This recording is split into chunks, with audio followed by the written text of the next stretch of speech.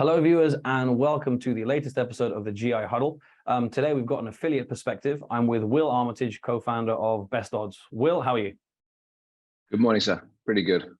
Surviving. Exciting weekend. Victory for Arsenal and the Minnesota Vikings, so can't complain. As a Liverpool fan, I can complain, but you could argue with the success we've had, You've had enough time at the top of the table. Come on. It's time for somebody else to have some fun. Yeah, I suppose when you say can't complain, yeah, I can't complain long term either. Correct. But yeah, we've got plenty of interesting things to talk about. We could talk about a US market a little bit later, but I want to talk a lot about the UK market, a UK focus, because last week some changes came in. A certain operator called Sky Bet, which we wrote about in our GI Friday newsletter. There were some changes for the Sky Bet Club. And as a prominent affiliate of BestOdds, I wanted to get kind of the affiliate view. How much is £5 worth to a bettor? I mean, we'll explain the details of why £5, but if I were to throw that question out to you generally, how much is £5 worth to a sports bettor? What could you say? I don't think it's worth a huge amount, but it all depends on what is one's weekly limits, really. I know there's a lot of bettors out there. There's the psyche of bettors varies dramatically across the nation, but there are those who'll say, okay, I'm prepared to spend X. This is my entertainment amount. I'm going to spend this over the weekend on my acro or whatever I like to do, whatever my sort of ritual is, and that's where it is. And that is simply how I play and how I decide to play. And sort of as a responsible bettor, that is my amount, and so be it. But I think to want to delve into what they've actually done here and boosting it from the £25 to the £30 mark. I mean, one could say we live in an inflationary environment. One can say, but there's very much a cost of living crisis. So is this responsible on the part of Sky Bet to having done this? But from a consumer's perspective, yeah, there'll be those out there who'll go, well, hang on, why have you done this? I've been doing this for years. I'm loyal to you. As people say, it's a great retention tool. Because you can say, right, if somebody is to spend their £25 a weekend on their footy games or their horse racing or whatever they're going to do, you've got that sticky customer. By changing the goalposts at this stage, you've got to think, what is the real value in so doing? What's going to be sort of the cost to Sky Bet's units, revenues over the next year by so doing? And I guess the proof will be in the cake when they come to eat it. We'll find out later. Absolutely. Let me kind of outline the exact changes Sky Bet have done, because I actually first noticed this as a consumer, because every week I most weeks, if my wife is listening, most weeks, not necessarily every week, but we do do the Sky Bet Club, £25 for a free £5 bet. The goalposts, as you say, were changed last week. They moved that to £30, which, as I say, is only £5 extra, but for years £25 was kind of the limit. It was a kind of round number everyone got used to. There is a choice of spending £20 to earn that £5 free bet, but that's on accumulators, builder bets, so much riskier markets. When it comes to the better revenue stream for the operator. Yes, exactly. It's a good point, good kind of interjection in terms of the revenue stream, because in our GI Friday piece last week, when we looked into it, Sky Bet's UK online sports betting revenue is actually around 20% down in Q1 and Q2, and the online segment is 32% down. So actually, from a financial standpoint, it's kind of clear why they've raised this. But as you say, the problem is, will that actually increase the stakes, or will customers, for example, like myself, think, well, I don't want to spend an extra £5 just to get a free £5 bet. Maybe I'll spend with another book instead. Yeah. In this day and age of responsible gambling, are you in essence telling your punters, you've got to bet another £5 in order to get the free bet? Is that inducement? I mean, it does open a bit of a can of worms. I think another interesting aspect that you rightly raised in your article was the case of, what are the deposit limits set at? What are the clips? What rates? How does it ratchet up? And I would hazard within a few months, the IT department of Flutter somebody will be working this to say, we've got to change this from 25 to 50 and actually have it in clips of 5. I'm going to empower the punter more and say, okay, it's not going to go from 25 to £50. It can go from 25 to £35 or £30, but you put it in the hands of the consumer, that at that lower tier level, you make sure that they are more in control of what they're going to speculate and what they're going to bet. I think that's the fairness, and that I'm sure that will happen. I'm sure already the ramifications are out there, and this Monday morning they're probably having discussions about, okay, somebody came up with this idea. How soundly thought through was it? Was it a bean counter who came up with this idea saying this could save us X, and actually without putting themselves in the feet and shoes of the consumer to see what they say, see what they do. And I'm sure it won't be like Kwasi Kwarteng doing his volte fast with the income rate tax from 40 back to 45%. I'm sure they'll probably keep this at £30, but they'll have to change it to deposit limit settings. I'm sure that will happen soon. Yeah, thanks for raising that point that was mentioned in the article, because obviously a bettor is free to kind of deposit as much as they want if they don't have those limits. But Sky Bet do go kind of all over the country with their TV adverts saying that join the millions of bettors who have self-deposit limits.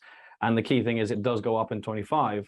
So if you're raising the Sky Bet from 25 to 30, naturally you have to raise it from 25 to 50. And then you've got that, well, I've got an extra 20 in there, why don't I just use it? Whereas, as you say, it could be the reverse effect. We think, oh, they're trying to get me to spend £25 extra and double my weekly stake. I don't want to, Yeah, correct. And I would hazard they didn't think that, but it's just a natural repercussion of what they have decided upon. And now we'll see how they clear it up. It'll be very interesting to see what happens.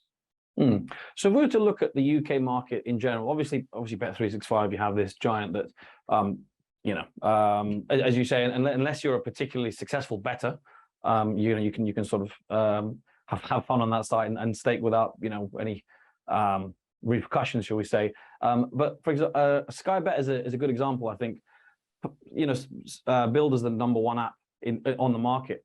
Is it now at a stage where it's so popular, but it makes less money because they have all these super boosts, they have these free bets, and actually it's almost could become a loss leader for Flutter in that sense, if that makes sense? I would hope it wouldn't. I think if you're part of Flutter and you look at all the amazing assets you have as part of that whole group, you would hope that wouldn't become the case. Yeah. Because I think Sky Bet are very good at anybody who's sharp. I think actually, frankly, any sportsbook or any bookie in the UK that you look at, if somebody's sharp, they don't last very long at all. It's as simple as that. These businesses now, it's not gladiatorial like it was in the old days.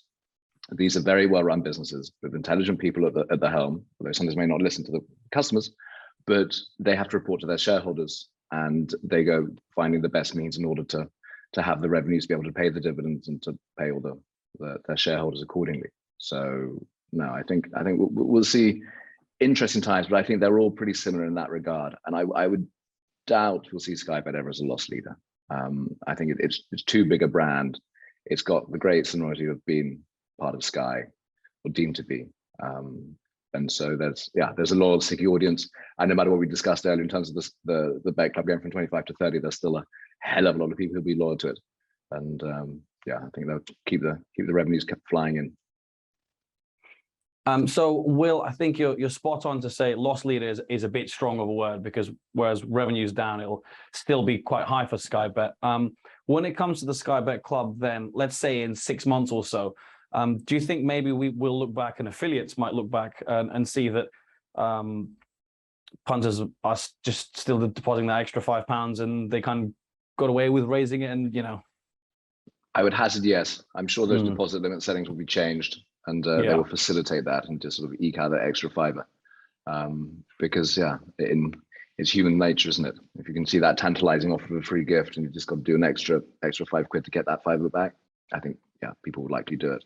But it would be very interesting to analyze actually what percentage of those who hadn't necessarily done ACCAs will then shift towards, okay, I'll do an ACCA instead of spending the extra, so ultimately 10 quid to get the one, would I then become a regular ACCA punter instead? It'd be very interesting to see, because again, we all know that for this operator, people are less likely to win on the ACCAs. As I discovered this weekend, trying to do an ACCA on the NFL Week 4 and choosing 5 legs and getting every single one wrong. I think as you may have mentioned, I'm not sure if I should say it on record, but your tips, usually people who back against them are more successful. I've been doing that for about 20 years. I spent time on a dealing desk in the noughties, And yeah, I was known for Will's horse racing tips. People would just lay, do the opposite, and make money that way because my tips were generally terribly poor. So it still continues to this day. We focused on Sky Bet quite a bit, and I think Bet365, as I say, you know, always doing well, may well see a slight uptick. For example, I might have gone an extra 5 for Bet365, almost out of not spite, but just think, oh, Sky Bet, if you want more, I'll just go with Bet365. But if we talk about the kind of UK landscape, you have those big players. An interesting name is the Zone Bet, which I often I want to say Dazn Bet, but I guess the name is the Zone Bet. They've got CEO in Shai Segev, former Entain CEO, so they've got kind of the workings of a potentially big competitor. But it's difficult, isn't it, when they're trying to stand out and their offering is ultimately the same as all their competitors. Yeah, I think it's like a talismanic, brilliant CEO you bring on board, but you think, okay, what's he got to work with? And I know, yeah, it's funny, DAZN, I wasn't sure whether it was DAZN or how to pronounce, but as you rightly say, it's DAZN.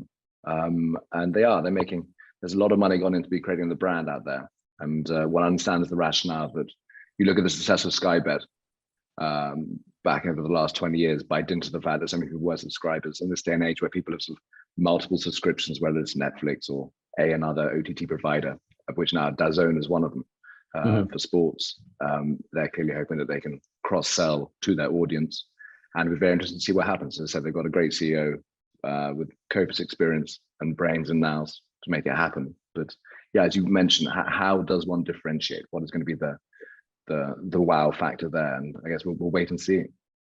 And actually, a similar one, interesting, which we haven't talked about yet, and it may have gone a little bit under the radar, but there's actually Talksport Bet was a brand that was created recently as well. I mean, that one, I remember we covered it as news on Gambling Insider, but it's sort of slipped under the radar. Interesting to see how that kind of pans out as well.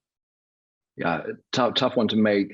It's a crowded marketplace. We can never sort of lose sight of that fact. And again, in terms of differentiation, you've got, I would hazard an incredibly loyal customer base, but it's always tough to migrate a customer base from another medium to betting. So whether it's on social media, migrating that customer to a betting site is tough. From radio through to podcasts through to betting, but I think it will be tough. I think it's easier when it's visual. So this says a Sky Bet. So maybe DAZN will be able to do that. But in terms of how is anyone going to bet with DAZN, when you're watching your German Bundesliga or you're watching Anthony Joshua fights, whatever it may be, how are you actually placing the bets and where? That's the conundrum. Yeah. As you say, a busy market, a competitive market. Although when we talk about the UK, it's almost inevitable we kind of touch on the US as well, because what's interesting is we're talking about this £5 increase with Sky Bet Club, which, as I say, when I saw it, I was just like, why do you do it? But then financially, if you look at the figures, you know, that it does make sense. But in the US, the £5 increase is at the moment with the aggressive marketing. You know, you're talking deposit free, $200 free bets and things like that in states like New York, which we did a piece on New York last week, which you took part in terms of analyzing the affiliate role there. But how does the kind of, if we look at the UK market and the US market at the moment, and obviously there's many markets within the US, any kind of general thoughts from the affiliate point of view yourself at BestOdds? It's just chalk and cheese. It's polar opposites. UK, sort of an older marketplace, more mature.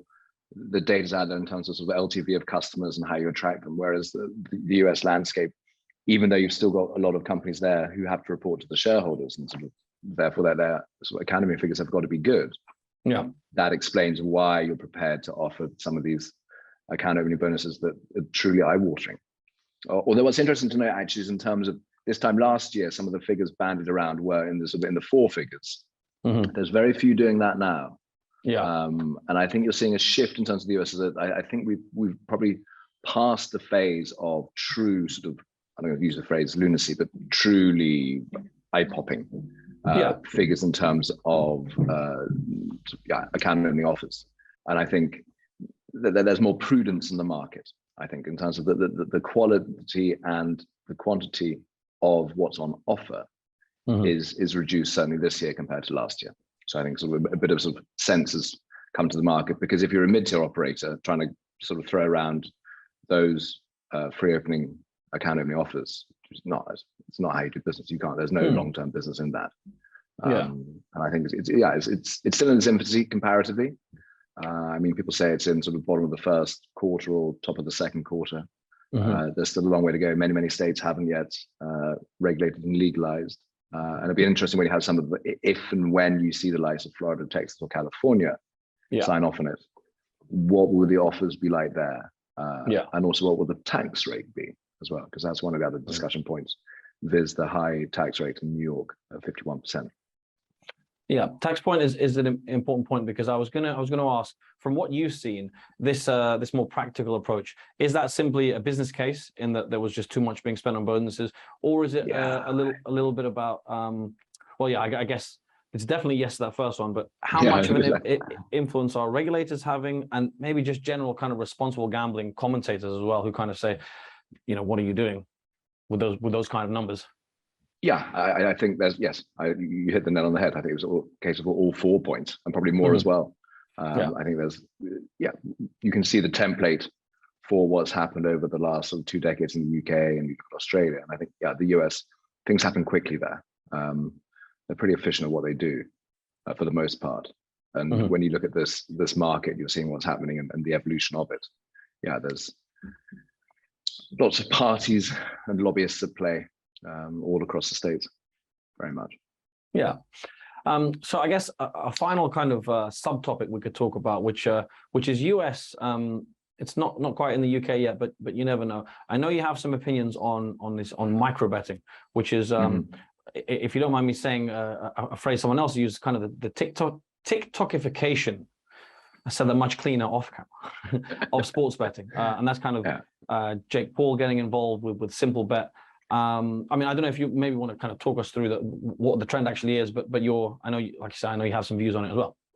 Yeah, there's a lot of noise in the US at the moment. There's a company called Better that Jake Paul's co-founded. I think with Joey Levy of Simple Bet, around this idea of micro-betting. Viz, what's going to happen on the next pitch? What's going to happen on the next play? Is it a rush play? Is it a throw?